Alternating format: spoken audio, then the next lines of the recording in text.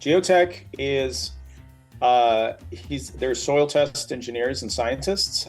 They do earth sciences, and so they know what to look for in terms of things like drainability, just physical attributes of the soil, how dense it is, how can it support this type of structure, best practices, things like that. So whenever you have to apply for a permit for a retaining wall, they're going to ask for a geotech engineer report.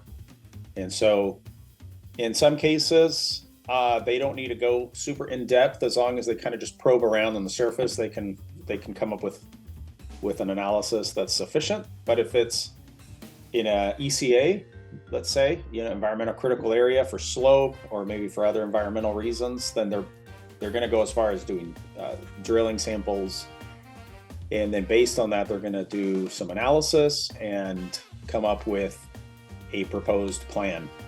And so we do work often with geotech engineers because it's anything related to soil analysis.